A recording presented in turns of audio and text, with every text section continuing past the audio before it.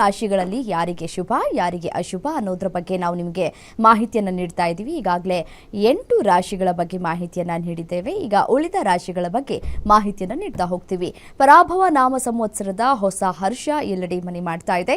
ಆದರೆ ಈ ಹೊಸ ವರ್ಷದ ಕಾಲಗರ್ಭದಲ್ಲಿ ಅಡಗಿರುವಂತಹ ರಹಸ್ಯಗಳಾದ್ರೂ ಏನು? ಗ್ರಹಗತಿಗಳ ಬದಲಾವಣೆ ನಿಮ್ಮ ಜೀವನದ ಮೇಲೆ ಯಾವ ರೀತಿ ಪ್ರಭಾವವನ್ನು ಬೀರ್ತಾ ಇದೆ? ವಿಶೇಷವಾಗಿ ನೋಡಿ, ಧನು, ಮಕರ, ಕುಂಭ ಮತ್ತು ಮೀನ ರಾಶಿಯವರಿಗೆ ಈ ವರ್ಷ ಅದೃಷ್ಟದ ಬಾಗಿಲು ತೆರೆಯುತ್ತಾ ಅಥವಾ ಸಂಕಷ್ಟದ ಕಾರ್ಮೋಡ ಕವಿಲೇದ್ಯಾ ಅನ್ನುವಂತಹ ವಿಚಾರಕ್ಕೆ ಸಂಬಂಧಪಟ್ಟಂತೆ ಈ ಎಲ್ಲ ಪ್ರಶ್ನೆಗಳಿಗೆ ಉತ್ತರವನ್ನು ನೀಡುವುದಕ್ಕೆ ನಮ್ಮ ಜೊತೆ ಇದ್ದಾರೆ ಪಂಡಿತ್ ದಿನೇಶ್ ಗುರೂಜಿ. ಬನ್ನಿ ಅವ್ರನ್ನ ಕಾರ್ಯಕ್ರಮಕ್ಕೆ ಸ್ವಾಗತ ಮಾಡೋಣ. ನಮಸ್ತೆ ಗುರೂಜಿ, ಕಾರ್ಯಕ್ರಮಕ್ಕೆ ಸ್ವಾಗತ. ಓಂ ಶ್ರೀ ಗುರುಭ್ಯೋ ನಮಃ. ಹರಿ ಓಂ. ಜ್ಞಾನಾನಂದಮಯಂ ದೇವಂ ನಿರ್ಮಲ ಸ್ಫಟಿಕಾಕೃತಿಂ ಆಧಾರಾಂ ಸರ್ವವಿದ್ಯಾನಾಂ ಹಯಗ್ರೀವ ಮುಪಾಸ್ಮಹೆ. ಓಂ ನಮೋ ಭಗವತೆ ವಾಸುದೇವಾಯ. ಓಂ ನಮೋ ನಾರಾಯಣಾಯ. ನಮಸ್ಕಾರ ಗುರುಜಿ. 12 ರಾಶಿಗಳಲ್ಲಿ ವರ್ಷ ಭವಿಷ್ಯ ಹೇಗಿದೆ ಅನ್ನೋದ್ರ ಬಗ್ಗೆ ತಿಳಿಸ್ಕೊಡ್ತಾ ಇದ್ರಿ. ಈಗಾಗಲೇ 8 ರಾಶಿಗಳ ಬಗ್ಗೆ ನೀವು ಈಗಾಗಲೇ ಮಾಹಿತಿಯನ್ನು ತಿಳಿಸ್ಕೊಟ್ಟಿದ್ದೀರಿ. ಈಗ ಧನು, ಮಕರ, ಕುಂಭ ಮತ್ತು ಮೀನ ರಾಶಿಯವರ ಭವಿಷ್ಯ ಈ ವರ್ಷ ಹೇಗಿರ್ಲಿಕ್ಕಿದೆ ಅಂತ. ಖಂಡಿತ. ಈಗ ಧನುರಾಶಿಗೆ ಹೋಗೋಣ. ಧನುರಾಶಿಯ ವಿದ್ಯಾರ್ಥಿಗಳಿಗೆ ಹೆಂಗಿರುತ್ತೆ ಅಥವಾ ಧನುರ್ ಲಗ್ನದವ್ರಿಗೆ ವಿದ್ಯಾರ್ಥಿಗಳಿಗೆ ಹೆಂಗಿರುತ್ತೆ ಅಂತ ನೋಡೋಣ. ಇಲ್ಲಿ 4ನೇ ಅಧಿಪತಿಯಾಗಿರ್ತಕ್ಕಂಥ ಗುರು 7ನೇ ಮನೆಯಲ್ಲಿರ್ತಕ್ಕಂಥದ್ದು, ಅಂದರೆ ಕೇಂದ್ರ ಅಂತ ಕರಿತೀವಿ.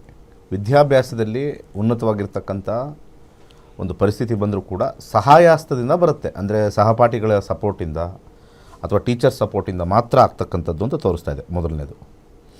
ಹಾಗೆ ವೃತ್ತಿ ಬಗ್ಗೆ ನೋಡೋಣ. ವೃತ್ತಿ 6ನೇ ಅಧಿಪತಿಯಾಗಿರ್ತಕ್ಕಂಥದ್ದು ಇಲ್ಲಿ ಶುಕ್ರ 4ರಲ್ಲಿ ಕೂತಿದೆ. 4ರಲ್ಲಿ ಕೂತ್ಕೊಂಡಾಗ ವರ್ಕ್ ಫ್ರಮ್ ಹೋಮ್ ಇಷ್ಟಪಡ್ತೀರಾ, ಅಥವಾ ಮನೆಯಲ್ಲೇ ಏನಾದ್ರು ಕೆಲಸ ಹುಡ್ಕೋಣ, ಅಥವಾ ಮನೆಯಿಂದ ಏನಾದ್ರು ಬಿಸ್ನೆಸ್ ಮಾಡೋಣ, ಅಥವಾ ಹೆಚ್ಚಾಗಿ ಯಾವ್ದಾದ್ರು ಒಂದು ಕಂಪ್ನಿ ಹುಡ್ಕೊಳ್ಳೋಣ, ಎಲ್ಲಿ ಹೈಬ್ರಿಡ್ ಇರ್ತಕ್ಕಂಥದ್ದು ಆ ಕಂಪ್ನಿ ಹುಡ್ಕೊಳ್ಳೋಣ ಅನ್ನೋ ಒಂದು ಮನಸ್ಥಿತಿ ನಿಮಗೆ ಹೆಚ್ಚಾಗಿರ್ತಕ್ಕಂಥದ್ದು ತೋರಿಸ್ಬಿಡ್ತಾ ಇದೆ. ಸ್ವಲ್ಪ ಕೆಲಸದಲ್ಲಿ ಸ್ವಲ್ಪ ಸಾಧಾರಣವಾಗಿರ್ತಕ್ಕಂಥ ಒಂದು ಫಲವನ್ನು ನೀವು ನೋಡ್ತೀರ. ಹಾಗೆ ಬಿಸ್ನೆಸ್ಸಿಗೆ ಬರೋಣ. 7ನೇ ಅಧಿಪತಿಯಾಗಿರ್ತಕ್ಕಂಥದ್ದು 3ರಲ್ಲಿರೋದ್ರಿಂದ 7 ಅಂತಕ್ಕಂಥದ್ದು ಬಿಸ್ನೆಸ್ಸು, 3 ಅಂತಕ್ಕಂಥದ್ದು ಪ್ರಯತ್ನ ಹೆಚ್ಚಿನ ಕಮಿಷನ್ ಬರ್ತಕ್ಕಂಥದ್ದು ನೋಡಿದ್ರು ಕೂಡ ಬಹಳಷ್ಟು ಹೆಚ್ಚಿನ ಪ್ರಯತ್ನ ಪಟ್ಟು ಲಾಭವನ್ನು ಗಳಿಸ್ತೀರಾ. ಸ್ವಲ್ಪ ಯಾಕೋ ಬಿಸ್ನೆಸ್ಸು ವ್ಯಾಪಾರ ಆಗ್ತಾಯಿದೆ, ಬಟ್ ತುಂಬಾ ಪ್ರೆಷರ್ ಜಾಸ್ತಿ ಇದೆ, ಒತ್ತಡ ಜಾಸ್ತಿ ಇದೆ ಅಂತಕ್ಕಂಥ ಒಂದು ವಿಚಾರ ಇಲ್ಲಿ ನಾವು ನೋಡ್ಬೋದು. ಹಾಗೆ ವಿವಾಹದಲ್ಲಿ ಬರೋಣ. ವಿವಾಹದಲ್ಲಿರ್ತಕ್ಕಂಥ 7ನೇ ಅಧಿಪತಿ ಮತ್ತು 7ರಲ್ಲಿ ಗುರು ಇರೋದ್ರಿಂದ ವಿವಾಹದ ಮಾತುಕತೆ, ಸಂಬಂಧದ ಮಾತುಕತೆ ಅಥವಾ ಎಂಗೇಜ್ಮೆಂಟ್ ಆಗ್ತಕ್ಕಂಥದ್ದು ಬಹುತೇಕ ಹೆಚ್ಚಾಗಿದೆ ಈ ವರ್ಷದ ಒಂದು ಭವಿಷ್ಯದಲ್ಲಿ. ಸೊ ಇದು ಸ್ವಲ್ಪ ಮಟ್ಟಿಗೆ ಬುಧನ ಒಂದು ಕಾಂಬಿನೇಷನ್ ಆಗಿರೋದ್ರಿಂದ ಫಾಸ್ಟಾಗಿ ಸೆಟ್ ಆಗ್ತಕ್ಕಂಥದ್ದು ಇಲ್ಲಿ ತೋರಿಸ್ತಾ ಇದೆ. ಆರೋಗ್ಯದ ವಿಚಾರದಲ್ಲಿ ಬಂದಾಗ 6ನೇ ಅಧಿಪತಿ ನಾವು ನೋಡ್ತೀವಿ. 6ನೇ ಅಧಿಪತಿ 4ರಲ್ಲಿರೋದ್ರಿಂದ ಯಾರಿಗೆ ಆಲ್ರೆಡಿ ದೀರ್ಘಕಾಲದ ಅನಾರೋಗ್ಯ ಇರತಕ್ಕಂಥದ್ದು ಅದು ಸ್ವಲ್ಪ ಹೆಚ್ಚಾಗ್ತಕ್ಕಂಥದ್ದು ಕಂಡು ಬರ್ತಾ ಇದೆ. ನಾರ್ಮಲ್ ಮೇಜರ್ ಸಮಸ್ಯೆ ಏನೂ ಇಲ್ಲ, ಆದರೆ ನಾರ್ಮಲಾಗಿ BP, ಶುಗರ್ ಇರ್ತಕ್ಕಂಥವ್ರು, ಕಾಲನೇ ಇರ್ತಕ್ಕಂಥವ್ರು ಸ್ವಲ್ಪ ಅದು ಉಲ್ಬಣ ಆಗ್ತಕ್ಕಂಥದ್ದು ತೋರಿಸ್ತದೆ. ಹೊಸ ಕಾಯಿಲೆ ಆಗಿರ್ತಕ್ಕಂಥದ್ದು ಅಥವಾ ಏನಾದ್ರು ಸಮಸ್ಯೆ ಆಗ್ತಕ್ಕಂಥದ್ದು ಅದು ಹೆಚ್ಚಾಗಿ ಕಂಡು ಬರ್ತಾ ಇಲ್ಲ. ಹಾಗೆ ಹಣಕಾಸು ವಿಚಾರ ನೋಡೋಣ. 2ನೇ ಮನೆ ಹಣಕಾಸನ್ನು ತೋರಿಸುತ್ತೆ. 2ನೇ ಮನೆ ಆಗಿರ್ತಕ್ಕಂಥ ಶನಿ 4ರಲ್ಲಿರ್ತಕ್ಕಂಥದ್ದು, ಕೇಂದ್ರದಲ್ಲಿರ್ತಕ್ಕಂಥದ್ದು ಸ್ವಲ್ಪ ಆಸ್ತಿ ಪಾಸ್ತಿ ಮಾಡ್ತಕ್ಕಂಥದ್ದು ಅಥವಾ ಮನೆ ಖರೀದಿ ಅಥವಾ ಜಮೀನು ಖರೀದಿ ಅಥವಾ ಬಿಲ್ಡಿಂಗ್ ಕಟ್ತಕ್ಕಂಥ ಒಂದು ಕಾಂಬಿನೇಷನ್ ನಮ್ಮ ಹಣವನ್ನು ಅದಕ್ಕೆ ವ್ಯಯ ಮಾಡ್ತಕ್ಕಂಥ ತೋರಿಸ್ತಾ ಇದೆ. ಹಾಗೆ 6ನೇ ಅಧಿಪತಿ ಆಗಿರ್ತಕ್ಕಂಥದ್ದು ಅರ್ಥ ತ್ರಿಕೋಣ ಅಂತ ನಾವು ತೊಗೊಳ್ತೀವಿ. ಅಲ್ಲಿ ಶುಕ್ರನೇ ಆಗಿರ್ತಕ್ಕಂಥದ್ದು. ಹಾಗೆ 11ನೇ ಅಧಿಪತಿ ಕೂಡ ಶುಕ್ರ ಆಗಿರ್ತಕ್ಕಂಥದ್ದು 4ರಲ್ಲಿರೋದ್ರಿಂದ ಹಣದ ವಿಚಾರದಲ್ಲಿ ಸ್ವಲ್ಪ ವಾಹನ ಖರೀದಿ ಮತ್ತು ಭೂಮಿ ಖರೀದಿಯ ವಿಚಾರದಲ್ಲಿ ಭಾಳ ಅದೃಷ್ಟವನ್ನು ಪಡಿತೀರಾ. ಈ ಒಂದು ರಾಶಿಯವರಿಗೆ ಏನು ಮಾಡಿದ್ರೆ ಸ್ವಲ್ಪ ಏನಾದ್ರು ನೆಗೆಟಿವ್ ಇದ್ದರೆ ಹೋಗುತ್ತೆ ಅನ್ನೋಕ್ಕೆ ಬಹಳ ಸುಲಭವಾಗಿರ್ತಕ್ಕಂಥದ್ದು ಶುಕ್ರವಾರದ ದಿವಸ, ಉಗಾದಿಯ ನಂತರದ ಶುಕ್ರವಾರ ದಿವಸ ಒಂದು ರೇಷ್ಮೆ ದಾರವನ್ನು ಬಲಗೈಗೆ ಕಟ್ಕೊಳ್ಳಿ. 1-2 ವಾರ 3 ವಾರ ಇದ್ದರೆ ಸಾಕದು. ಸೊ ಆ ಒಂದು ವೈಬ್ರೇಷನ್ಸು ಪಾಸಿಟಿವ್ ಆಗಿರ್ತಕ್ಕಂಥದ್ದು ಬೆಳಗ್ಗೆ 6ರಿಂದ 8 ಕಟ್ಕೊಳ್ತಕ್ಕಂಥದ್ದು ಕಂಡು ಬರ್ತಾಯಿದೆ. ಇಷ್ಟು ಈ ಧನುರ್ ರಾಶಿಯ ವಿಚಾರ. ನೆಕ್ಸ್ಟ್ ಮುಂದಿನ ರಾಶಿಗೆ ಬರೋಣ. ಮಕರ ರಾಶಿ. ಮಕರ ರಾಶಿಯ ಅಧಿಪತಿಯಾಗಿರ್ತಕ್ಕಂಥದ್ದು ಶನಿ. ಹಾಗೆ ಇಲ್ಲಿ ವಿದ್ಯಾರ್ಥಿದ ವಿಚಾರಕ್ಕೆ ಹೋದಾಗ 4ನೇ ಮನೆ ತೊಗೊಳ್ತೀವಿ. ಅಲ್ಲಿಂದ 4ನೇ ಮನೆ ವಿದ್ಯಾಸ್ಥಾನ ತೊಗೊಳ್ತಕ್ಕಂಥದ್ದು, ಅಲ್ಲಿ ಮಂಗಳನ ಆಧಿಪತ್ಯ ಬಂದಿರತಕ್ಕಂಥದ್ದು. ಇಲ್ಲಿ ಮಂಗಳ 2ನೇ ಮನೇಲಿ ಕೂತ್ಕೊಂಡು ವಿದ್ಯಾಭ್ಯಾಸವನ್ನು ಉತ್ತಮಗೊಳಿಸ್ತಾ ಇರ್ತಕ್ಕಂಥದ್ದು. 2ನೇ ಮನೆ ವಿದ್ಯಾಭ್ಯಾಸಕ್ಕೆ ಸ್ವಲ್ಪ ಉತ್ತಮ ಮನೆ. ಹಾಗೆ ವಿದ್ಯಾಭ್ಯಾಸದಲ್ಲಿ ಉತ್ತಮವಾಗಿರ್ತಕ್ಕಂಥ ಅಂಕಗಳನ್ನ ತೆಗಿತಕ್ಕಂಥದ್ದು, ಆಸಕ್ತಿ ಇರ್ತಕ್ಕಂಥದ್ದು ಈ ವರ್ಷ ಕಂಡುಬರ್ತಾ ಇದೆ. ಹಾಗೆ ಈ ಒಂದು 6ನೇ ಮನೆ ನೋಡೋಣ. 6ನೇ ಮನೆ ಆಗಿರ್ತಕ್ಕಂಥ ಬುಧ 2ರಲ್ಲಿರೋದ್ರಿಂದ ವೃತ್ತಿಯಲ್ಲಿ ಹೆಚ್ಚು ಸಂಪಾದನೆ, ಇನ್ಕ್ರಿಮೆಂಟ್ ಜಾಸ್ತಿ ಬರ್ತಕ್ಕಂಥದ್ದು, ಹೊಸ ಕೆಲಸ ಸಿಗ್ತಕ್ಕಂಥದ್ದು, ಅಧಿಕವಾಗಿರ್ತಕ್ಕಂಥ ಹಣ ಅಥವಾ ಸ್ಯಾಲ್ರಿ ಜಾಸ್ತಿ ಆಗ್ತಕ್ಕಂಥದ್ದು ವಿಶೇಷವಾಗಿ ಕಂಡುಬರ್ತಾ ಇರ್ತಕ್ಕಂಥದ್ದು ಮಕರ ಲಗ್ನ ಅಥವಾ ಮಕರ ರಾಶಿಯವರಿಗೆ. ಹಾಗೆ ಭಾಳ ಇಂಪಾರ್ಟೆಂಟ್ ಆಗಿರ್ತಕ್ಕಂಥದ್ದು 7ನೇ ಮನೆ. 7ನೇ ಮನೆ ಹೇಗೇನು ಚಂದ್ರ ಆಗಿರ್ತಕ್ಕಂಥದ್ದು ಬಿಸ್ನೆಸ್ ವಿಚಾರದಲ್ಲಿ ಬಂದಾಗ, 3ನೇ ಮನೆಗೆ ಬಂದಾಗ ನಾನು ಯಾವಾಗಲೂ ಹೇಳ್ತೀನಿ 3ನೇ ಮನೆ ಸ್ವಲ್ಪ ಪ್ರಯತ್ನದ ಮನೆ. ಹೆಚ್ಚು ಪ್ರಯತ್ನ ಪಡಬೇಕು, ಸ್ವಲ್ಪ ಹೆಚ್ಚಿನ ಪ್ರಯತ್ನದಿಂದ ಲಾಭ ಅಂತ ಇಲ್ಲಿ ಬರ್ತಕ್ಕಂಥದ್ದು ಕಂಡುಬರ್ತಾ ಇದೆ. ಹಾಗೆ ವಿವಾಹ ವಿಚಾರದಲ್ಲೂ ಕೂಡ 7ನೇ ಅಧಿಪತಿ 3ರಲ್ಲಿದ್ದರೆ ಎಂಗೇಜ್ಮೆಂಟ್ ಆಗ್ತಕ್ಕಂಥದ್ದು, ಆದರೆ ಮಾನಸಿಕದ ಒತ್ತಡ ಹೆಚ್ಚಾಗಿರುತ್ತೆ. ಬಲವಂತದ ವಿಚಾರದಲ್ಲಿ ಆಗ್ತಕ್ಕಂಥ ಸಾಧ್ಯತೆ, ಇಂಥವ್ರನ್ನ ಆಗಬೇಕು ಅಂತ ಮಾಡ್ತಕ್ಕಂಥ ಒಂದು ವಿಚಾರದಲ್ಲಿ ಹೆಚ್ಚಿನ ಒಂದು ಒತ್ತಡದಲ್ಲಿ ಮದುವೆ ಆಗ್ತಕ್ಕಂಥದ್ದು ತೋರಿಸ್ತಾ ಇದೆ. ಹಾಗೆ ಹಣಕಾಸು ವಿಚಾರದಲ್ಲಿ ಬರೋಣ. ಈ ಹಣಕಾಸು ವಿಚಾರದಲ್ಲಿ 2ನೇ ಅಧಿಪತಿಯಾಗಿರ್ತಕ್ಕಂಥ ಶನಿನೇ 3ರಲ್ಲಿ ಕೂತಿದ್ದಾನೆ. ಹಾಗೆ 6ನೇ ಅಧಿಪತಿಯಾಗಿರ್ತಕ್ಕಂಥ ಬುಧ 2ರಲ್ಲಿ ಕೂತಿರ್ತಕ್ಕಂಥದ್ದು. ಹಾಗೆ ಇಲ್ಲಿ ವಿಶೇಷವಾಗಿ ಬಲವಾಗಿರ್ತಕ್ಕಂಥ 11ನೇ ಮನೆ 2ನೇ ಮನೇಲಿ ಕೂತಿರ್ತಕ್ಕಂಥದ್ದು. ಹಾಗೆ 10ನೇ ಮನೆ ಶುಕ್ರ 3ರಲ್ಲಿ. ಇವೆಲ್ಲವಲ್ಲೂ ನೋಡಿದಾಗ ಸ್ವಲ್ಪ ಮಂಗಳ ನಿಮಗೆ ವಿಶೇಷವಾಗಿ ಒಳಿತನ್ನು ಮಾಡ್ತಕ್ಕಂಥದ್ದು. ಸೊ ಇಲ್ಲಿ ಮಂಗಳವಾರ ದಿವಸ, ಉಗಾದಿ ಆದ ನಂತರ ಮಂಗಳವಾರ ದಿವಸ 6ರಿಂದ 8 ಕೆಂಪು ದಾರವನ್ನು 3 ಸುತ್ತು ಅಥವಾ 5 ಸುತ್ತು ನೈಲಾನ್ ದಾರವನ್ನು ಕಟ್ಕೊಳ್ತಕ್ಕಂಥದ್ದು. 2-3 ವಾರ ನಂತರ ಅದನ್ನು ತೆಗೆದು ಯಾವುದಾದ್ರು ಒಂದು ಮರದ ಕೆಳಗಡೆ ಹಾಕ್ತಕ್ಕಂಥದ್ದು ಅಥವಾ ಯಾವುದಾದ್ರು ಒಂದು ಗಿಡದ ಕೆಳಗಡೆ ಹಾಕ್ತಕ್ಕಂಥದ್ದು ವಿಶೇಷವಾಗಿ ಲಾಭವನ್ನು ತಂದುಕೊಡುತ್ತೆ. ಇಷ್ಟು ಮಕರ ಲಗ್ನದ ವಿಚಾರ. ಹಾಗೆ ಕುಂಭಲಗ್ನಕ್ಕೆ ಹೋಗೋಣ. ಕುಂಭಲಗ್ನದ ಅಧಿಪತಿನೂ ಕೂಡ ಶನಿನೇ. ನೋಡಿ, ಮಕರ ಮತ್ತು ಕುಂಭ ಹತ್ತಿರದಲ್ಲಿ ಇರತಕ್ಕಂಥದ್ದು, ಆದರೆ ಫಲಗಳು ಸ್ವಲ್ಪ ವ್ಯತ್ಯಾಸ ಆಗ್ತಕ್ಕಂಥದ್ದು. ಹಾಗೆ ಕುಂಭ ಲಗ್ನ ಅಥವಾ ಕುಂಭ ರಾಶಿಯ ವಿಚಾರಕ್ಕೆ ಬಂದಾಗ 4ನೇ ಅಧಿಪತಿಯಾಗಿರ್ತಕ್ಕಂಥ ಶುಕ್ರ 2ನೇ ಮನೇಲಿ ಕೂತಿರ್ತಕ್ಕಂಥದ್ದು. ಇದು ಕೂಡ ವಿದ್ಯಾರ್ಜನೆನ ಉತ್ತಮಗೊಳಿಸ್ತಕ್ಕಂಥದ್ದು. ಆದರೆ ಶುಕ್ರನ ಒಂದು ಕಾರಕತ್ವ ನಾವು ನೋಡಿದಾಗ ಶುಕ್ರ ಎಜುಕೇಷನ್ನ ಸ್ವಲ್ಪ ಕೆಡಿಸ್ತಾನೆ. ಎಜುಕೇಷನ್ನ ಸ್ವಲ್ಪ ಅಷ್ಟು ಸ್ಟ್ರಾಂಗಾಗಿ ಮಾಡಲ್ಲ, ಸಾಧಾರಣವಾಗಿರ್ತಕ್ಕಂಥ ಅಂಕಗಳನ್ನ ಕೊಡ್ತಕ್ಕಂಥದ್ದು ತೋರಿಸ್ತಾ ಇದೆ. ಇಲ್ಲಿ ನಾವು ಗ್ರಹದ ಕಾರಕತ್ವ, ಮನೆಯ ಕಾರಕತ್ವ ಎರಡೂ ಮಿಕ್ಸ್ ಮಾಡಿದಾಗ ಶುಕ್ರ ಎಜುಕೇಷನ್ಗೆ ಯಾವಾಗಲೂ ವೀಕ್ನೆಸ್ ಇರ್ತಕ್ಕಂಥದ್ದು ತೋರಿಸ್ತಾ ಇದೆ. ಸ್ಟ್ರೆಂತ್ ಇರ್ತಕ್ಕಂಥದ್ದು ಯಾವಾಗಲೂ ಬುಧ ಇರ್ತಕ್ಕಂಥದ್ದು, ಹಾಗೆ ಗುರು ಇರ್ತಕ್ಕಂಥದ್ದು ಸ್ಟ್ರೆಂತ್ ಜಾಸ್ತಿ, highest strength. The weakest strength ಇರ್ತಕ್ಕಂಥದ್ದು ಶುಕ್ರನಿಗೆ. ರಾಹು ಸಮಸ್ಯೆ ಮಾಡ್ತಾನೆ ಎಜುಕೇಷನ್ಗೆ ಅಥವಾ ಶನಿ ಸಮಸ್ಯೆ ಮಾಡ್ತಾನೆ ಅಂಥದ್ದು ಇಲ್ಲವೇ ಇಲ್ಲ. ಅವರವರ ಕಾರಕ, ಯಾಕೆಂದರೆ ಶನಿ ವಿದ್ಯಾಕಾರಕ ಅಲ್ಲ, ಅರ್ಥ ಮಾಡ್ಕೋಬೇಕು. ಶನಿ ವಿದ್ಯಾಕಾರಕ ಅಲ್ಲ. ಸೊ ವಿದ್ಯಾಕಾರಕ ಬುದ್ಧಿಕಾರಕ ಆಗಿರ್ತಕ್ಕಂಥವನಿಗೆ ಸ್ವಲ್ಪ ಬಲ ಜಾಸ್ತಿ. ಸೊ ಹಾಗನ್ಬಿಟ್ಟು ತುಂಬ ಜನ ಜ್ಯೋತಿಷ್ಯನ ತಪ್ಪಾಗಿ ಹೇಳ್ತಾರೆ. ಸೊ 4ರಲ್ಲಿ ರಾಹು ಇದೆ ಅದಕ್ಕೆ ಓದ್ತಾ ಇಲ್ಲ ಅಂತೇಳಿ, ಆ ರೀತಿ ಬರಲ್ಲ. ಶುಕ್ರ 4ರಲ್ಲಿದ್ದರೆ ಸಮಸ್ಯೆ ಆಗ್ತಕ್ಕಂಥದ್ದು ತೋರಿಸುತ್ತೆ. 2ನೇ ಮನೆಯಲ್ಲಿ ಶುಕ್ರ ಇದ್ದರೆ ಪ್ರಾಬ್ಲಮ್ ಆಗುತ್ತೆ. 9ನೇ ಮನೇಲಿ ಶುಕ್ರ ಇದ್ದರೆ ಈ 2, 4, 9ನೇ ಸ್ಥಾನದಲ್ಲಿ ನಿಮ್ಮ ಲಗ್ನದಿಂದ ಶುಕ್ರ ಬಂದಾಗ ಎಜುಕೇಷನ್ ಬಗ್ಗೆ ಕಾನ್ಸಂಟ್ರೇಷನ್ ಭಾಳ ಕಮ್ಮಿ ಇರುತ್ತೆ. ಪ್ರೊವೈಡೆಡ್ ಶುಕ್ರ ದಶಾ ಭುಕ್ತಿ ಅಂತರ್ಭುಕ್ತಿ ಇದ್ದಾಗ ಮಾತ್ರ. ಅಲ್ಲಿ ಇದ್ದಿದ್ದ ತಕ್ಷಣ ನಮ್ಗೆ ಆಗಲ್ಲ. ಯಾಕಂದರೆ ಪ್ರತಿ ಸತಿ ನಮಗೆ ಒಂದು ಎಜುಕೇಷನ್ ಟೈಮಲ್ಲಿ ಶುಕ್ರದಶನೇ ನಡೀತಾ ಇದ್ದಾಗ ಓಕೆ, ಶುಕ್ರದಶ ಇಲ್ಲ, ಆದರೆ 4ನೇ ಮನೇಲಿ ಶುಕ್ರ ಇದ್ದಾನೆ, ಎಫೆಕ್ಟ್ ಮಾಡಲ್ಲ. ಯಾವ ಮುಂದಿನ ದಶ ಹೇಗೆ ಬರುತ್ತೆ, ಅದರ ಅಧಿಪತಿಯಾಗಿರ್ತಕ್ಕಂಥದ್ದು ಹೇಗೆ ಬರುತ್ತೆ, ಇವೆಲ್ಲವನ್ನು ಕೂಲಂಕುಷವಾಗಿ ನೋಡ್ತಕ್ಕಂಥದ್ದು. ಹಾಗೆ 6ನೇ ಮನೆ ಆಗಿರ್ತಕ್ಕಂಥ ಚಂದ್ರ 2ನೇ ಮನೇಲಿರ್ತಕ್ಕಂಥದ್ದು ವೃತ್ತಿಯಲ್ಲಿ ಅತಿ ಹೆಚ್ಚು ಹಣ ಗಳಿಸ್ತಕ್ಕಂಥದ್ದು, ವೃತ್ತಿಯಲ್ಲಿ ಇನ್ಕ್ರಿಮೆಂಟ್ ಜಾಸ್ತಿ ಆಗ್ತಕ್ಕಂಥದ್ದು, ಹಾಗೆ ಒಂದು ನಿಮ್ಮ ಬದಲಾವಣೆ ಅಂದರೆ ಚೇಂಜ್ ಆಫ್ ಪ್ಲೇಸ್ ಆಗ್ತಕ್ಕಂಥದ್ದು ತೋರಿಸ್ತಾ ಇದೆ. ಮತ್ತು ಒಂದು ಕಮಿಷನ್ಸ್ ಜಾಸ್ತಿ ಬರ್ತಕ್ಕಂಥದ್ದು ತೋರಿಸ್ತಾ ಇದೆ. ದುಡ್ಡಿನ ವಿಚಾರದಲ್ಲಿ ಜಾಬಲ್ಲಿ ಉತ್ತಮವಾಗಿರ್ತಕ್ಕಂಥದ್ದು ಕಂಡುಬರ್ತಾ ಇದೆ.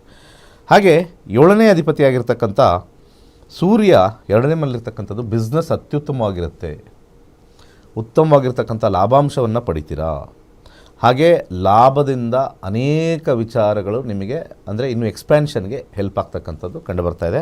ಬಿಸ್ನೆಸ್ ಅತ್ಯುತ್ತಮವಾಗಿದೆ.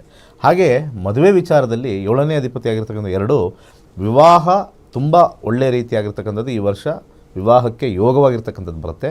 ಆದರೆ ಸೂರ್ಯನ ಕಾರಕತ್ವ ಏನು ಅಂತಂದರೆ ಇಲ್ಲಿ ಅಹಂ ಘರ್ಷಣೆ ಸ್ವಲ್ಪ ಇದ್ದಿರ್ತಕ್ಕಂಥದ್ದು, ಒಂದು ನಾನು ಅಂತಕ್ಕಂಥದ್ದು ಸುಪೀರಿಯಾರಿಟಿ ಕಾಂಪ್ಲೆಕ್ಸ್ ಇರ್ತಕ್ಕಂಥದ್ದು ಸ್ವಲ್ಪ ಹೆಚ್ಚಾಗಿ ಬರುತ್ತೆ. ನಮ್ಮ ಜನಾಂಗ, ನಮ್ಮ ಕಡೆ, ನಮ್ಮದು ಸ್ವಲ್ಪ ದೊಡ್ಡದು ಅಂತ ಪ್ರತಿಷ್ಠೆ ಅಂತ ನಾವೇನು ಕರಿತೀವಿ ಅದು ಹೆಚ್ಚಾಗಿ ಬರ್ತಕ್ಕಂಥದ್ದು ತೋರಿಸ್ತದೆ.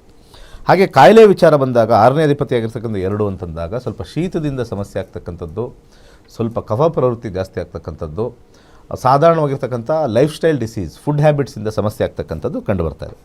ಹಣಕಾಸು ವಿಚಾರಕ್ಕೆ ಹೋದಾಗ 2ನೇ ಅಧಿಪತಿಯಾಗಿರ್ತಕ್ಕಂಥ ಗುರು 5ರಲ್ಲಿರ್ತಕ್ಕಂಥದ್ದು ಸ್ವಲ್ಪ ಒಳ್ಳೆಯ ಕಾಂಬಿನೇಷನ್ ಅಲ್ಲ.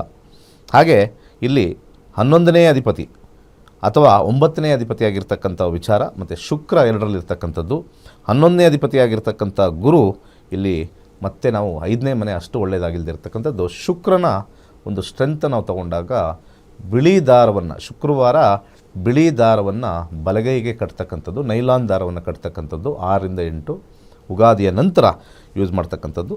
ಸಾಧಾರಣ ಒಂದು 2-3 ವಾರ ಯೂಸ್ ಮಾಡಿ ಅದನ್ನು ಡಿಸ್ಕಾರ್ಡ್ ಮಾಡ್ತಕ್ಕಂಥದ್ದು ಒಳಿತಾಗುತ್ತೆ ಕುಂಭ ಲಗ್ನದವರು ಅಥವಾ ಕುಂಭ ರಾಶಿಯವರು. ಮುಂದಿನ ರಾಶಿ ನಾವು ಲಾಸ್ಟಲ್ಲಿ ತೊಗೊಂಡು. ಓಕೆ ಗುರುಜಿ, ಧನು ಮಕರ ಕುಂಭ ರಾಶಿ ಬಗ್ಗೆ ಮಾಹಿತಿ ನೀಡಿದ್ರಿ, ವರ್ಷ ಭವಿಷ್ಯ ಹೇಗಿರ್ಲಿಕ್ಕಿದೆ ಅಂತ ಹೇಳಿ. ಮುಂದಿನ ರಾಶಿಯನ್ನು ನೋಡ್ತಾ ಹೋಗೋಣ. ಈಗ ಒಂದು ವಿರಾಮ ತೆಗೆದುಕೊಂಡು ಬೇಗ ವಾಪಸ್ ಆಗೋಣ.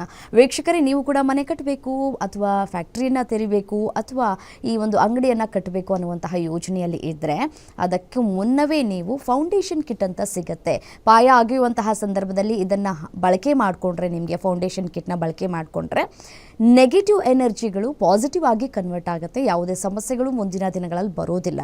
ಅದೇ ರೀತಿಯಾಗಿ ಈಗಾಗಲೇ ಮನೆ ಕಟ್ಟಿದ್ದೀವಿ, ಅಂಗಡಿಯನ್ನು ಓಪನ್ ಮಾಡಿಬಿಟ್ಟಿದ್ದೀವಿ, ಈಗ ಏನು ಮಾಡೋದು ಅಂತ ಹೇಳಿ ಪ್ರಶ್ನೆಗಳು ಕೂಡ ಇರ್ಬೋದು. ಅಂಥವ್ರಿಗೂ ಕೂಡ ಇಂಟರ್ನಲ್ ಕಿಟ್ ಅಂತ ಸಿಗುತ್ತೆ. ಅದನ್ನು ಪರ್ಚೇಸ್ ಮಾಡಿಕೊಂಡು ನೀವು ಅದರ ಉಪಯೋಗವನ್ನು ಪಡೆದುಕೊಳ್ಬಹುದು. ಇನ್ನು ಇದರ ಜೊತೆಗೆ ನೋಡಿ, ನಕ್ಷತ್ರ ನಾಡಿ ತರಗತಿಗಳು ಏಪ್ರಿಲ್ 20ನೇ ತಾರೀಕಿನಿಂದ ಆರಂಭ ಆಗ್ತಾ ಇದೆ. ಸ್ಕ್ರೀನ್ ಮೇಲೆ ಡಿಸ್ಪ್ಲೇ ಆಗ್ತಾ ಇರುವಂತಹ ನಂಬರನ್ನು ನೋಟ್ ಡೌನ್ ಮಾಡಿಕೊಂಡು ನೀವು ತರಗತಿಗಳಿಗೆ ನೀವು ಜಾಯಿನ್ ಆಗಬಹುದು. ಹಾಗಿದ್ರೆ ಈ ಒಂದು ನಕ್ಷತ್ರ ನಾಡಿ ತರಗತಿಗಳಲ್ಲಿ ಏನೆಲ್ಲ ಹೇಳ್ಕೊಡ್ತಾರೆ, ಯಾವ ರೀತಿಯಾಗಿ ಕ್ಲಾಸಸ್ಗಳು ಇರುತ್ತೆ ಅನ್ನುವಂತಹ ಒಂದು ವಿಟಿ ಇದೆ, ನೋಡ್ತಾ ಹೋಗೋಣ. ಈಗ ಒಂದು ಪುಟ್ಟ ವಿರಾಮ. ಎಲ್ಲರಿಗೂ ನಮಸ್ಕಾರ. ವೈಜ್ಞಾನಿಕ ತಂತ್ರಜ್ಞಾನವನ್ನು ಒಳಗೊಂಡಿರುವ ನಕ್ಷತ್ರ ನಾಡಿ ಜ್ಯೋತಿಷ್ಯ ತರಗತಿಗಳಿಗೆ ಸುಸ್ವಾಗತ. ಈ ತರಗತಿಗಳಲ್ಲಿ ಪಂಡಿತ್ ದಿನೇಶ್ ಗುರೂಜಿ ಅವರು ಕಲಿಸಿಕೊಡುವ ವಿಚಾರಗಳೆಂದರೆ ನಮ್ಮ ಬ್ರಹ್ಮಾಂಡದ ಸೃಷ್ಟಿ, ವಿಷ್ಣುವಿನ ದಶಾವತಾರಗಳಲ್ಲಿ ವೈಜ್ಞಾನಿಕ ಆಧಾರ, 4 ಯುಗಗಳು, ಉತ್ತರ ಧ್ರುವದ ಪ್ರಾಮುಖ್ಯತೆ, ನಕ್ಷತ್ರಗಳು, ರಾಶಿಗಳು, ರಾಹು ಮತ್ತು ಕೇತು ಪುರಾಣ, ರಾಶಿ ಚಕ್ರದಲ್ಲಿ 27 ನಕ್ಷತ್ರಗಳ ಸ್ಥಾನ, ರಾಶಿ ಚಕ್ರದ ಡಿಗ್ರಿ ಲೆಕ್ಕಾಚಾರ, ನಕ್ಷತ್ರದ 108 ಪಾದಗಳು, ದಶಾ ಲೆಕ್ಕಾಚಾರ, ರಾಶಿ ಚಕ್ರದ ಗುಣಲಕ್ಷಣಗಳು, ಲಗ್ನದ ಪ್ರಾಮುಖ್ಯತೆ, ಲಗ್ನ ಲೆಕ್ಕಾಚಾರ, ದಿನಗಳಲ್ಲಿ ಲಗ್ನವನ್ನು ಕಂಡುಹಿಡಿಯುವ ಸರಳ ಲೆಕ್ಕಾಚಾರ, ಲಗ್ನದಿಂದ ವಿವಿಧ ಮನೆಗಳಲ್ಲಿನ ಗ್ರಹಗಳು, ನಕ್ಷತ್ರ ನಾಡಿ ತತ್ವಗಳು, ಗ್ರಹಾಧಿಪತಿ, ನಕ್ಷತ್ರಾಧಿಪತಿ, ಉಪ ನಕ್ಷತ್ರಾಧಿಪತಿ ಲೆಕ್ಕಾಚಾರ, ಪ್ರಶ್ನಾಶಾಸ್ತ್ರದ ಮುಖೇನ 249 ವಿಭಾಗಗಳ ಲೆಕ್ಕಾಚಾರ, ವಿಶ್ಲೇಷಣೆಯಲ್ಲಿ ದಶಾ, ಭುಕ್ತಿ, ಅಂತರ್ಭುಕ್ತಿಯ ಅರ್ಥ, ಜಾತಕದಲ್ಲಿ, ಶಿಕ್ಷಣದಲ್ಲಿ ಆಯ್ದುಕೊಳ್ಳಬಹುದಾದ ಕೋರ್ಸ್, ಪಡೆಯಬಹುದಾದ ಶೇಕಡವಾರು ಯಶಸ್ಸು, ಉದ್ಯೋಗ ಅಥವಾ ವ್ಯವಹಾರದಲ್ಲಿ ಕ್ಷೇತ್ರದ ಆಯ್ಕೆ, ವ್ಯವಹಾರದಲ್ಲಿ ಯಶಸ್ಸಿನ ಲೆಕ್ಕಾಚಾರ, ಮದುವೆ ವಿಚಾರದಲ್ಲಿ ಸಂಯೋಗಗಳು, ತೊಂದರೆಗಳು, ವಿಚ್ಛೇದನ, ಸಂತಾನದಲ್ಲಿ ತೊಂದರೆಗಳು, ವಿಳಂಬವಾಗುವುದು, ಆಸ್ತಿ ಅಥವಾ ವಾಹನ ಖರೀದಿಯಲ್ಲಿನ ಸಮಯವನ್ನು ತಿಳಿಯುವುದು, ಆರೋಗ್ಯ ವಿಚಾರಗಳಲ್ಲಿ ಶುಭ ಅಶುಭ ಸಮಯದ ಲೆಕ್ಕಾಚಾರ, ಆರೋಗ್ಯ ಸಮಸ್ಯೆಗಳು ಉಂಟಾಗುವ ಸಮಯ ಮುಂತಾದ ವಿಚಾರಗಳ 3 ಹಂತಗಳಲ್ಲಿ ಶುಭ ಅಶುಭ ಸಂಯೋಗಗಳ ವಿಭಜನೆ, ಪವರ್ ಪೊಸಿಷನ್, ಪುಷ್ಪಲ್ ಸಿದ್ಧಾಂತ, ಗೋಚಾರದ ವಿಶ್ಲೇಷಣೆ, ಆಯ್ದ ಸೆಲೆಬ್ರಿಟಿಗಳ ಜಾತಕಗಳ ವಿಶ್ಲೇಷಣೆ, ಪರಿಹಾರಗಳು, ರತ್ನಗಳು, ರುದ್ರಾಕ್ಷಿಗಳು, ಮಂತ್ರ, ಕಲರ್ ಥೆರಪಿ, ದಾನದ ಪರಿಕಲ್ಪನೆ, ಇನ್ನು ಅನೇಕ ವಿಚಾರಗಳ ಬಗ್ಗೆ ಅತ್ಯಂತ ಸರಳವಾಗಿ ಗುರೂಜಿಯವರು ತರಗತಿಯಲ್ಲಿ ಕಲಿಸಿಕೊಡುತ್ತಾರೆ. ಈ ತರಗತಿ ಜೊತೆಗೆ ಅತ್ಯಾಧುನಿಕ ತಂತ್ರಜ್ಞಾನದಿಂದ ಬಳಕೆಯಲ್ಲಿರುವ ಗೋಲ್ಡ್ ಟ್ರೀ ಆಸ್ಟ್ರೋ ಆಪ್ ಮೂಲಕ ಜಾತಕವನ್ನು ಪರಿಶೀಲಿಸುವ ಸುಲಭವಾದ ತಂತ್ರಗಳನ್ನು ಗುರೂಜಿಯವರು ತಿಳಿಸಿಕೊಡುತ್ತಾರೆ. ಜೀವನಕ್ಕೆ ಅತ್ಯಗತ್ಯವಾಗಿರುವ ವಿಚಾರಗಳನ್ನು ತಿಳಿಯಲು ಇಂದೇ ಈ ನಕ್ಷತ್ರ ನಾಡಿ ತರಗತಿಯನ್ನು ಸೇರಿ ನಿಮ್ಮ ಜೀವನದ ವಿಚಾರಗಳಿಗೆ ಮಾರ್ಗದರ್ಶಕವಾಗಿರುವ ಜ್ಯೋತಿಷ್ಯವನ್ನು ಅಳವಡಿಸಿಕೊಳ್ಳಿ. ಹೆಚ್ಚಿನ ಮಾಹಿತಿಗೆ ಇಂದೇ ನಮ್ಮ ನಕ್ಷತ್ರ ನಾಡಿಯನ್ನು ಸಂಪರ್ಕಿಸಿ. ಧನ್ಯವಾದಗಳು.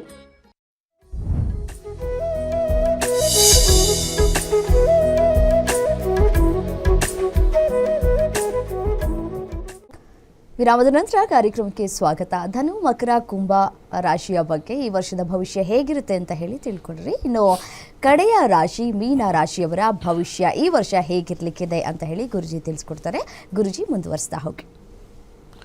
ಈಗ ಮೀನ ಲಗ್ನ ಅಥವಾ ಮೀನ ರಾಶಿ ಬಗ್ಗೆ ನೋಡೋಣ. 4ನೇ ಅಧಿಪತಿಯಾಗಿರ್ತಕ್ಕಂಥ ಬುಧ 12ನೇ ಮನೆಯಲ್ಲಿರ್ತಕ್ಕಂಥದ್ದು ವಿದ್ಯಾರ್ಥಿಗಳಿಗೆ ಸ್ವಲ್ಪ ಹಿನ್ನಡೆ ಆಗ್ತಕ್ಕಂಥದ್ದು, ಓದಿನಲ್ಲಿ ಆಸಕ್ತಿ ಕಮ್ಮಿ ಆಗ್ತಕ್ಕಂಥದ್ದು ಕಂಡು ಬರ್ತಾ ಇದೆ. ಸೊ ವಿದ್ಯಾರ್ಥಿಗಳು ಸ್ವಲ್ಪ ಹೆಚ್ಚಾಗಿ ಗಮನ ಕೊಟ್ಟು ಸ್ವಲ್ಪ ಇಂಟ್ರೆಸ್ಟ್ ಕೊಟ್ಟು ಓದ್ತಕ್ಕಂಥದ್ದು ಕಂಡು ಬರ್ತಾ ಇತ್ತು. ಆಲ್ರೆಡಿ ನಾನು ಹೇಳಿದ್ದೀನಿ, ಗ್ರಹಗಳು 30% ಇಂಡಿಕೇಷನ್ ಕೊಡ್ತಕ್ಕಂಥದ್ದು, ಇನ್ನು 70% ನಮ್ಮ ಪ್ರಯತ್ನ ಮತ್ತು ನಮ್ಮ ಮನೋಭಿಲಾಸೆ ಅಂತ ನಾವು ಕರಿತೀವಿ. ಹಾಗೆ 6ನೇ ಅಧಿಪತಿಯಾಗಿರ್ತಕ್ಕಂಥದ್ದು ಸೂರ್ಯ ಲಗ್ನದಲ್ಲೇ ಇರ್ತಕ್ಕಂಥದ್ದು ಸ್ವಲ್ಪ ವೃತ್ತಿಯಲ್ಲಿ ಸ್ವಲ್ಪ ಸೆಲ್ಫ್ ಎಫರ್ಟ್ ಜಾಸ್ತಿ ಆಗ್ತಕ್ಕಂಥದ್ದು. ನಾವೇ ಹೋಗಿ ಪ್ರಯತ್ನ ಪಡಬೇಕು, ಹೊಸ ಕೆಲಸ ಸಿಗಬೇಕು ಅಂತಂದರೆ ಯಾರು ಕೇಳಿದ್ರೂ ಆಗೋದಿಲ್ಲ, ನಾವೇ ಹೋಗಿ ಅಪ್ಲೈ ಮಾಡಿ, ಸೊ ಕಾದು ಎಲ್ಲರಿಗೂ ಕಾಲ್ ಮಾಡಿ, ಕಂಪ್ನಿ HR ಗೆ ಕಾಲ್ ಮಾಡಿ ಸ್ವಲ್ಪ ಇಂಟರ್ವ್ಯೂ ಹಾಕಿಸ್ಕೊಂಡು ನಾವೇ ಹೋಗಿ ಇಂಟರ್ವ್ಯೂ ಮುಗಿದಾದ ಮೇಲೆ ಏನಾರು ಆಯ್ತಾ ಅಂತ ಫಾಲೋ ಅಪ್ ಮಾಡ್ತಕ್ಕಂಥ ಒಂದು ವಿಚಾರ 6ನೇ ಅಧಿಪತಿ ಲಗ್ನದಲ್ಲಿ ಸೂರ್ಯ ಇರ್ತಕ್ಕಂಥ ಒಂದು ಸ್ಥಾನದಲ್ಲಿ ನೋಡಿದಾಗ ಕಷ್ಟದಿಂದ ಹೊಸ ಜಾಬ್ ಸಿಗ್ತಕ್ಕಂಥದ್ದು ಅಥವಾ ಇರ್ತಕ್ಕಂಥ ಕೆಲಸ ಸ್ವಲ್ಪ ಕಷ್ಟದಿಂದ ಸ್ವಪ್ರಯತ್ನದಿಂದ ಮಾತ್ರನೇ ಅಲ್ಲಿ ಕಾಂಬಿನೇಷನ್ ಬರ್ತಕ್ಕಂಥದ್ದು ತೋರಿಸ್ತದೆ. ಹಾಗೆ 7ನೇ ಅಧಿಪತಿಯಾಗಿರ್ತಕ್ಕಂಥ ಬುಧ 12ರಲ್ಲಿರೋದ್ರಿಂದ ಬಿಸ್ನೆಸ್ಸಲ್ಲಿ ಸ್ವಲ್ಪ ಲಾಸ್ ಕಾಂಬಿನೇಷನ್ ತೋರಿಸ್ತಾ ಇದೆ. ಇನ್ವೆಸ್ಟ್ಮೆಂಟ್ ಮಾಡೋಕ್ಕೆ ಹೆಚ್ಚಾಗಿ ಹೋಗಬೇಡಿ.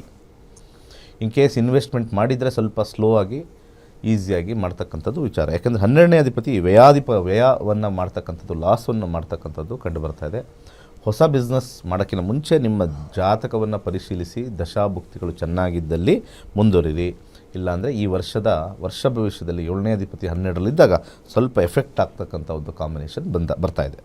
ಹಾಗೆ ವಿವಾಹವನ್ನು ವಿಚಾರದಲ್ಲಿ ತಗೊಂಡಾಗ ವಿವಾಹದ 7ನೇ ಮನೆ 12ರಲ್ಲಿದ್ದಾಗ ವಿವಾಹದ ಸಂಬಂಧಗಳಲ್ಲಿ ಬರ್ತಕ್ಕಂಥ ಸಂಬಂಧಗಳಲ್ಲಿ ಮಾತುಕತೆಯಿಂದ ಮುರಿದು ಬೀಳ್ತಕ್ಕಂಥದ್ದು ಅಥವಾ ಎಂಗೇಜ್ಮೆಂಟ್ ಆಗಿ ಕ್ಯಾನ್ಸಲ್ ಆಗ್ತಕ್ಕಂಥ ಒಂದು ಸಾಧ್ಯತೆ, ಅಥವಾ ಆಲ್ರೆಡಿ ಮದುವೆ ಆಗಿರ್ತಕ್ಕಂಥವ್ರು ಸ್ವಲ್ಪ ವಿರಸದಲ್ಲಿ ಸಮಸ್ಯೆ ಆಗ್ತಕ್ಕಂಥದ್ದು, ಸಪ್ರೇಷನ್ ಆಗ್ತಕ್ಕಂಥದ್ದು, ಸ್ವಲ್ಪ ಬಹಳ ದೀರ್ಘಕಾಲದಲ್ಲಿ ಸ್ವಲ್ಪ ಸಪ್ರೇಷನ್ ಕಾಂಬಿನೇಷನ್ನು ಹೆಚ್ಚಾಗಿ ಕಂಡು ಬರ್ತಾ ಇರ್ತಕ್ಕಂಥ ಒಂದು ವಿಚಾರ. ಇನ್ನು ಆರೋಗ್ಯದ ವಿಚಾರ ಬಂದಾಗ ಸ್ವಲ್ಪ ಸೂರ್ಯನ ಒಂದು ಕಾಂಬಿನೇಷನ್ ನೋಡಿದಾಗ ಸ್ವಲ್ಪ ಹೀಟ್ ಜಾಸ್ತಿ ಆಗ್ತಕ್ಕಂಥದ್ದು, ಅಸಿಡಿಟಿ ಜಾಸ್ತಿ ಆಗ್ತಕ್ಕಂಥದ್ದು, ತಲೆನೋವು ಜಾಸ್ತಿ ಆಗ್ತಕ್ಕಂಥದ್ದು, ಜ್ವರದ ಒಂದು ವಿಚಾರ ಬರ್ತಕ್ಕಂಥದ್ದು ತೋರಿಸ್ತಾ ಇದೆ. ಹಾಗೆ ಹಣಕಾಸು ವಿಚಾರದಲ್ಲಿ 2ನೇ ಅಧಿಪತಿಯಾಗಿರ್ತಕ್ಕಂಥ ಮಂಗಳ ವೇದಲ್ಲಿದ್ದಾನೆ, ಅಂದರೆ 12ನೇ ಭಾವದಲ್ಲಿದ್ದಾನೆ, ಖರ್ಚು ಜಾಸ್ತಿ ಅಂತ ಬರ್ತಾ ಇದೆ. ಹಾಗೆ 6ನೇ ಮನೆ ಆಗಿರ್ತಕ್ಕಂಥದ್ದು ಲಗ್ನದಲ್ಲಿರ್ತಕ್ಕಂಥದ್ದು, ಹಾಗೆ 10ನೇ ಮನೆ ಮತ್ತು 11ನೇ ಮನೆ ಕಾಂಬಿನೇಷನ್ ನೋಡಿದಾಗ ಶನಿ ಲಗ್ನದಲ್ಲೇ ಇದ್ದಾಗ 11ನೇ ಅಧಿಪತಿಯಾಗಿರ್ತಕ್ಕಂಥ ಒಂದು ವಿಚಾರದಲ್ಲಿ ಬಂದಾಗ ಶನಿ ಸ್ವಲ್ಪ ಪ್ರಭಾವದಲ್ಲಿದ್ದಾಗ ಮೀನ ಲಗ್ನದವರು ಅಥವಾ ಮೀನ ರಾಶಿಯವರು ಒಂದು ಶನಿವಾರದ ದಿವಸ ಒಂದು ಕರಿ ದಾರ, ಕಪ್ಪು ದಾರವನ್ನು 3 ಸುತ್ತು ಅಥವಾ 5 ಸುತ್ತು 6ರಿಂದ 8 ಗಂಟೆ ಒಳಗಡೆ ಧರಿಸ್ತಕ್ಕಂಥದ್ದು, ಕಟ್ಕೊಳ್ತಕ್ಕಂಥದ್ದು ಇಲ್ಲಿ ನಾವು ಹೇಳ್ಬೋದು. ಹಾಗೆ ಈ ಒಂದು ದಾರವನ್ನು 2ರಿಂದ 3 ವಾರ ಕಟ್ಕೊಂಡಾದ ನಂತರ ಅದನ್ನು ಡಿಸ್ಕಾರ್ಡ್ ಮಾಡ್ತಕ್ಕಂಥದ್ದು ಒಳಿತಾಗತಕ್ಕಂಥದ್ದು. ಈ ಬ್ಲ್ಯಾಕ್ ಕಲರ್ ಹಾಕ್ಕೊಂಡಿದ್ರೆ ಎಜುಕೇಷನ್ ಸ್ವಲ್ಪ ಉತ್ತಮವಾಗಿರ್ತಕ್ಕಂಥದ್ದು, ಬಿಸ್ನೆಸ್ಸಲ್ಲಿ ಸಮಸ್ಯೆ ಆಗ್ತಕ್ಕಂಥವ್ರಿಗೆ ಸಮಸ್ಯೆಯಿಂದ ಸ್ವಲ್ಪ ಪಾರಾಗ್ತಕ್ಕಂಥ ಸಾಧ್ಯತೆ, ಒಂದು ಸಿಂಪಲ್ ರೆಮಿಡಿ ಈ ವಿಚಾರ. ಓಕೆ ಗುರುಜಿ, ಇನ್ನು ನಕ್ಷತ್ರ ನಾಡಿ ತರಗತಿಗಳು ಏಪ್ರಿಲ್ 20ನೇ ತಾರೀಕಿನಿಂದ ಆರಂಭ ಆಗ್ತಾ ಇದೆ. ಅದ್ರ ಬಗ್ಗೆ ನಾವು ಮಾತನಾಡ್ತಾ ಹೋಗೋಣ ಗುರುಜಿ. ಜ್ಯೋತಿಷ್ಯ ಅನ್ನೋದು ಬಹಳ ಸುಲಭ ಅಂತ ಅನ್ಕೊಂಡ್ಬಿಟ್ಟಿರ್ತಾರೆ, ಬಟ್ ಆದರೆ ಈ ಹಾರ ಹಾಕೊಂಡು ಮಾಲೆ ಹಾಕೊಂಡು ಹಣೆಗೆ ವಿಭೂತಿ ಬೆಳ್ಕೊಂಬಿಟ್ರೆ ಅಂಥವ್ರನ್ನೇ ನಂಬೋದು ಜಾಸ್ತಿ ಅಂತ ನೀವು ಯಾವಾಗಲೂ ಹೇಳ್ತಾ ಇರ್ತೀರಿ. ಬೋಗಸ್ ಹೇಳೋರ್ನೇ ನಂಬೋದು ಜಾಸ್ತಿ ಅಂತ ಹೇಳಿ. ಬಟ್ ಆದರೆ ಜ್ಯೋತಿಷ್ಯ ಅನ್ನೋದು ವಿಜ್ಞಾನದ ಆಧಾರದ ಮೇಲೆ ಇದೆ ಅನ್ನೋದು ಇನ್ನೂ ಕೂಡ ಎಷ್ಟೋ ಜನಕ್ಕೆ ಗೊತ್ತೇ ಇಲ್ಲ. ಸೊ ಹೇಗೆ ನಡೆಯುತ್ತೆ ಅಂತ ಹೇಳಿ? ಸಾಧಾರಣವಾಗಿ ಇಲ್ಲಿ ಏನಾಗಿದೆ, ಒಂದು ಡಾಕ್ಟರ್ ಆದರೆ ಅವ್ರಿಗೊಂದು ಸರ್ಟಿಫಿಕೇಷನ್ ಇರಬೇಕು. ಜ್ಯೋತಿಷ್ಯದಲ್ಲಿ ಸರ್ಟಿಫಿಕೇಷನ್ ಇಲ್ಲ, ಡ್ರೆಸ್ಸೇ ಸರ್ಟಿಫಿಕೇಷನ್. ಮಠದಲ್ಲಿರ್ತಕ್ಕಂಥವ್ರು ಮಠದ ಡ್ರೆಸ್ ಹಾಕೊಂಡಿದ್ದ ತಕ್ಷಣ ಅವ್ರು ಏನು ಬಾಯಲ್ಲಿ ಹೇಳಿದ ತಕ್ಷಣ ಅವ್ರದ್ದೆಲ್ಲ ಜ್ಯೋತಿಷ್ಯರು ಅಂದ್ಕೊಂಡ್ಬಿಡ್ತಾರೆ. ಒಂದು ಫಳಫಳ ಆಗಿರ್ತಕ್ಕಂಥದ್ದು ಒಂದು ರೇಷ್ಮೆ ಶಲ್ಯ ಇಟ್ಕೊಂಡು ರುದ್ರಾಕ್ಷಿಗಳು ಹಾಕ್ಕೊಂಡಿದ್ದ ತಕ್ಷಣ ಅವ್ರಿಗೆ ಸರ್ಟಿಫಿಕೇಷನ್ ಇದೆ ಅಂದ್ಕೊಂಡ್ಬಿಡ್ತಾರೆ. ಟೆಸ್ಟ್ ಇಡಬೇಕು. ಯಾಕಂದರೆ ನಮ್ಮ ಸಂಸ್ಥೆಯಿಂದ ನಾವು ಡಾಕ್ಟರೇಟ್ ಲೆವೆಲ್ವರೆಗೂ ಕೂಡ ಮಾಡ್ತೀವಿ. 65,000 ಜನ ವಿದ್ಯಾರ್ಥಿಗಳು ಕಲ್ತಿದ್ದಾರೆ. ಜ್ಯೋತಿಷ್ಯದಲ್ಲಿ ಆಸಕ್ತಿ ನಿಮಗಿದ್ದರೆ ಬಂದು ನೋಡಿ, ಉತ್ತಮವಾಗಿರ್ತಕ್ಕಂಥ ಒಂದು ವಿದ್ಯಾರ್ಜನೆ ಆಗುತ್ತೆ. ಒಂದು ಸನಾತನ ಧರ್ಮದಲ್ಲಿ ಇಷ್ಟು ಶಕ್ತಿ ಇದೆಯಾ ಅಂತ ಗೊತ್ತಾಗುತ್ತೆ. ನಾನು ಹೇಳ್ತಕ್ಕಂಥದ್ದು ನೀವು ಬನ್ನಿ ನಿಮ್ಮ ಕಷ್ಟ ಪರಿಹಾರ ಆಗುತ್ತೆ ಅಂತ ಹೇಳೋದೇ ಇಲ್ಲ. ನಿಮ್ಮ ಫೇಟು ಬದಲಾಗುತ್ತೋ ಇಲ್ವೋ, ಒಂದು ಕುತೂಹಲ ಮನುಷ್ಯನಿಗೆ ಇದ್ದೇ ಇರತಕ್ಕಂಥದ್ದು. ಈಗ ಒಬ್ಬ ಮನುಷ್ಯನಿಗೆ 100 ಸತಿ ಪ್ರಯತ್ನ ಮಾಡಾದ ಮೇಲೆ 101ನೇ ಸತಿ ಅವನಿಗೆ ಲಾಭವಾಗುತ್ತೆ ಅಥವಾ ಜಯ ಆಗುತ್ತೆ ಅಂತ ನಾವು ಒಂದು ಕೋಟಲ್ಲಿ ಕಳ್ತೀವಿ. ಯಾರಿಗೆ ಗೊತ್ತು 100 ಸತಿ ಪ್ರಯತ್ನ ಆದಮೇಲೆ 101 ಸತಿ ಅಥವಾ 101 ಟೈಮ್ ನೀವು ಮಾಡಿದಾಗ ನಿಮಗೆ ಸಕ್ಸಸ್ ಸಿಗುತ್ತೆ ಅಂತ? ಜ್ಯೋತಿಷ್ಯದಲ್ಲಿ ಅದೇ ಮಾಡೋದು. ಸಮಯವನ್ನು ಹೇಳುತ್ತೆ, ನಿಮ್ಮ ಜಯದ ಸಮಯವನ್ನು ಹೇಳುತ್ತೆ. ಫಾರ್ ಎಕ್ಸಾಂಪಲ್ ನಾವು ಏನೇ ಒಂದು ಬಿಸ್ನೆಸ್ ಮಾಡಬೇಕು, ಈಗೇನೋ ಬಂಡವಾಳ ಹಾಕಿದ್ವಿ ಚಿಕ್ಕದಾಗಿ, ಯಾಕೋ ಲಾಸ್ ಬಂತು, ಏನು ಮಾಡೋಣ, ಪೂಜೆ ಮಾಡಿಸೋಣ, ಯಂತ್ರ ಇಡೋಣ, ಅದಿಡೋಣ ಇಡೋಣ ಎಲ್ಲ ಮಾಡ್ತೀವಿ, ಅದು ಇಟ್ಟರೂ ಫೇಲ್ ಆಗುತ್ತೆ. ಜಾತಕ ಜ್ಯೋತಿಷ್ಯ ಗೊತ್ತಿದ್ದರೆ ನನ್ನ ಬಿಸ್ನೆಸ್ಸು 2028 ಆದಮೇಲೆ ಒಂದು ಹೊಸ ದಶ ಬರುತ್ತೆ, ಆ ಟೈಮಲ್ಲಿ ನಾನು ಮಾಡಿದ್ರೆ ಚೆನ್ನಾಗಿರುತ್ತೆ ಅಂತ ಹೇಳ್ತಕ್ಕಂಥದ್ದು ಬರ್ತಕ್ಕಂಥದ್ದು ನಾವು ಮಾಡಬೇಕು. ಜ್ಯೋತಿಷ್ಯ ಶಾಸ್ತ್ರ ಈ ಲೆವೆಲ್ಗೆ ಹೆಲ್ಪ್ ಆಗುತ್ತೆ. ಆ ಒಂದು ಎಕ್ಸಾಂಪಲ್ ಹೇಳಿ ಇದನ್ನು ಕ್ಲೋಸ್ ಮಾಡೋಣ. ವಿಜಯ್ ಮಲ್ಯ ಏನಾಯಿತು, ಅನಿಲ್ ಅಂಬಾನಿ ಏನಾಯಿತು, ಲಿಸ್ಟೇ ಕೊಡ್ತೀನಿ. ಇವತ್ತು ಅನಿಲ್ ಅಂಬಾನಿ ಕಾಸೇ ಇಲ್ಲ ಅವ್ರ ಹತ್ರ, ಅತ್ಯಂತ ಕೋಟ್ಯಾಧೀಶರು. ಅಂಬಾನಿ ಮಕ್ಕಳಲ್ಲಿ ಮುಖೇಶ್ ಚೆನ್ನಾಗಿದ್ದಾರೆ, ಅನಿಲ್ ಚೆನ್ನಾಗಿ, ಇಬ್ಬರಲ್ಲೂ ಯಾಕೆ ಒಬ್ಬರು ಚೆನ್ನಾಗಿಲ್ಲ, ಅವರ ದಶಾಭುಕ್ತಿ. ಅಷ್ಟೊಂದು ಕೋಟಿ ಇದೆ, ಅವ್ರು ಯಾಕೆ ಪರಿಹಾರ ಮಾಡ್ತಾ ಇಲ್ಲ, ಅವ್ರು ಯಾಕೆ ಜ್ಯೋತಿಷ್ ಹತ್ರ ಹೋಗ್ತಾ ಇಲ್ಲ? ಅನಿಲ್ ಅಂಬಾನಿ ಯಾಕಪ್ಪ ಜ್ಯೋತಿಷ್ ಹತ್ರ ಹೋಗ್ತಾ ಇಲ್ಲ? ಈ ನಾಮ ಬಳಕೊಳ್ಳೋರು, ಅಡ್ಡಡ್ಡ ಬಳಕೊಳ್ಳೋರು, ಉದ್ದೂದ ಬಳಕೊಳ್ಳೋರ ಹತ್ರ ಯಾರು ಹೋಗ್ತಾ ಇಲ್ಲ? ಅವೆಲ್ಲ ಅಲ್ಲ, ಹಣೆ ಬರಹ ಎಷ್ಟಿದೆ ಅಷ್ಟೇ ಇರುತ್ತೆ, ನೋಡ್ಕೊಳ್ತಕ್ಕಂಥದ್ದು ಅಷ್ಟೇ ಪರಿಹಾರ. ಪೂಜೆ ಪುನಸ್ಕಾರಗಳು ಹೋಮಗಳು ಮಾಡಿದ್ರೆ ಸುಮ್ಮನೆ ನಿಮ್ಮ ದುಡ್ಡು ಖರ್ಚು ಮಾಡ್ಕೊಳ್ಳಿ, ದೇವರಿಗೆ ತೃಪ್ತಿ ಆಗ್ಬೋದು. ಅವನೇ ದೇವ್ರೇನು ಅಂದ್ಕೊಳ್ತಾನೆ, ಚೆನ್ನಾಗಿ ಮಾಡಿದ್ಯಪ್ಪ, ತೃಪ್ತಿ ಆಗಲಿ, ನಿನಗೆ ಆಶೀರ್ವಾದ ಕೊಡ್ತೀನಿ, ಒಳ್ಳೆ ಆರೋಗ್ಯ ಕೊಡ್ತೀನಿ. ನಿಮ್ಮ ಸಮಸ್ಯೆ ಬೇರೆ ಏನೂ ಇರುತ್ತೆ, ಇಲ್ಲ ಕರ್ಮದ ಪ್ರಕಾರ ನಿಂಗೆ ಅದಿಲ್ಲ. ಥ್ಯಾಂಕ್ ಯು ವೆರಿ ಮಚ್, ಪೂಜೆ ಮಾಡಿದ್ಯಾ, ಥ್ಯಾಂಕ್ ಯು ಅಂತ ಹೇಳ್ತಕ್ಕಂಥದ್ದು ಅಷ್ಟೇ ವಿಚಾರ. ಓಕೆ ಗುರುಜಿ, ಇವತ್ತಿನ ಸಂಚಿಕೆಯಲ್ಲಿ ಧನು, ಮಕರ, ಕುಂಭ ಮತ್ತು ಮೀನ ರಾಶಿಯವರ ವರ್ಷ ಭವಿಷ್ಯ ಹೇಗಿತ್ತು ಅನ್ನೋದ್ರ ಬಗ್ಗೆ ತಿಳಿಸ್ಕೊಟ್ರಿ. ತಮಗೆ ಧನ್ಯವಾದ. ಸರ್ವೇ ಜನ ಸುಖಿನೋ ಭವಂತು. ವೀಕ್ಷಕರೇ, ಮನೆ ಕಟ್ಟುವ ಪ್ಲ್ಯಾನ್ನಲ್ಲಿ ಇದ್ದರೆ ಅಂಥವರು ಫೌಂಡೇಶನ್ ಕಿಟ್ಟನ್ನು ತೆಗೆದುಕೊಳ್ಳಿ. ಈಗಾಗಲೇ ಮನೆ ಕಟ್ಬಿಟ್ಟಿದ್ದೀವಿ, ಸಮಸ್ಯೆಗಳೇನಾದರೂ ಸ್ವಲ್ಪ ಕಾಡ್ತಾ ಇದೆ ಅಂತ ಹೇಳಿದ್ರೆ ಅಂಥವ್ರಿಗೆ ಇಂಟರ್ನಲ್ ಕಿಟ್ ಅಂತ ಸಿಗುತ್ತೆ, ಅದನ್ನು ಪರ್ಚೇಸ್ ಮಾಡಿಕೊಂಡು ಸಮಸ್ಯೆಗಳನ್ನು ನೀವು ಬಗೆಹರಿಸ್ಕೊಳ್ಬಹುದು ಅಂತ ಹೇಳ್ತಾ, ಗುರುಜಿ ಈಗಾಗಲೇ ಹೇಳ್ತಾ ಇದ್ರು ಏಪ್ರಿಲ್ 20ನೇ ತಾರೀಕಿನಿಂದ ನಕ್ಷತ್ರ ನಾಡಿ ತರಗತಿಗಳು ಆರಂಭ ಆಗುತ್ತೆ, ಜಾಯ್ನ್ ಆಗಿ ಅಂತ ಹೇಳಿ. ಅದೇ ರೀತಿಯಾಗಿ ನೋಡಿ, ಸ್ಕ್ರೀನ್ ಮೇಲೆ ಡಿಸ್ಪ್ಲೇ ಆಗ್ತಾ ಇರುವಂತಹ ನಂಬರನ್ನು ನೋಟ್ ಡೌನ್ ಮಾಡಿಕೊಂಡು ಅಪಾಯಿಂಟ್ಮೆಂಟನ್ನು ತೆಗೆದುಕೊಂಡು ನೀವು ಕ್ಲಾಸಸ್ಗೆ ಜಾಯ್ನ್ ಆಗ್ಬೋದು ಅಂತ ಹೇಳ್ತಾ, ಮತ್ತು ಈಗಾಗಲೇ ನಕ್ಷತ್ರ ನಾಡಿ ತರಗತಿಗಳಲ್ಲಿ ಈ ಒಂದು ಜ್ಯೋತಿಷ್ಯವನ್ನು ಕಲ್ತಿರುವಂತಹ ವಿದ್ಯಾರ್ಥಿಗಳು ಮಾತನಾಡಿದ್ದಾರೆ. ನೋಡ್ತಾ ಹೋಗೋಣ. ಇದಾಗಿದೆ ಇವತ್ತಿನ ವಿಶೇಷ. ನೋಡ್ತಾರೆ ಗ್ಯಾರಂಟಿ ನ್ಯೂಸ್, ಸುದ್ದಿ ಖಚಿತ, ನ್ಯಾಯ ನಿಶ್ಚಿತ. ಹಿಂದಿನ ಋಷಿಮುನಿಗಳು ಏನು ಕೊಟ್ಟಿದ್ದಾರೆ, ನಾವು ಹಿಂದೆ ಮಾಡಿರೋವಂಥ ಕರ್ಮಗಳಲ್ಲಿ ಆ ಪ್ರಾರಬ್ಧ ಅನ್ನೋ ವಿಚಾರ ಏನಿದೆ ಅದನ್ನು ನಾವೀಗ ಅನುಭವಿಸ್ತಾ ಇದ್ದೀವಿ. ಅದಕ್ಕೆ ಒಂದು ಏನು ನಾವು ಕಾಣದೇ ಇರೋವಂಥ ಪ್ರಪಂಚದಲ್ಲಿ ಬ್ಯಾಟ್ರಿ ಹಾಕಿ ಹುಡುಕ್ತಾ ಇದ್ದೀವಿ. ಆ ಥರ ನಾವು ಮುಂದಿನ ನಮ್ಮ ಸಮಸ್ಯೆಗಳು ಏನಿದೆ ಅದನ್ನು ಜ್ಯೋತಿ ಅನ್ನೋ ಬೆಳಕಿನಲ್ಲಿ ನಾವು ಕಂಡುಕೊಂಡು, ನಮ್ಮ ದಿನೇಶ್ ಗುರುಗಳಿಂದ ನಾವು ಪಾಠ ಕಲ್ತ್ಕೊಂಡು ಮುಂದೆ ಏನೇನು ಸಮಸ್ಯೆಗಳು ಬರ್ತವೆ ಆ ಸಮಸ್ಯೆಗಳಿಗೆ ಪರಿಹಾರ ಕಂಡುಕೊಂಡು ನಾವು ಈ ಜೀವನಕ್ಕೆ ಹಾಗೂ ಮುಂದಿನ ಜನ್ಮಕ್ಕೂ ಕೂಡ ನಾವು ಏನೇನು ಸಂಪಾದನೆ ಮಾಡ್ಬೋದು, ನಾವು ಯಾವ ಥರ ಇರಬೇಕು ಅನ್ನೋ ಒಂದು ಯೋಜನೆನ ನಾವು ಮಾಡಿಕೊಂಡು ಸೊಸೈಟಿಗೂ ಕೂಡ ಒಳ್ಳೇದು ಮಾಡ್ತಾ ನಾವು ನಮ್ಮನ್ನು ಜೀವನನ ಕೂಡ ನಿರೂಪಿಸ್ಕೊಳ್ಳೋಕ್ಕೆ ಅನುಕೂಲ ಮಾಡೋಕ್ಕೆ ಹೇಳ್ಕೊಡ್ತಾ ಇರೋಂಥ ನಮ್ಮ ದಿನೇಶ್ ಗುರುಗಳನ್ನ ಪಡೆದಂಥ ನಾವೇ ಧನ್ಯರುಗಳು. ನಮ್ಮ ದಿನೇಶ್ ಗುರೂಜಿಗೆ ಸಾಕಷ್ಟು ನಮ್ಮ ನಮನಗಳು.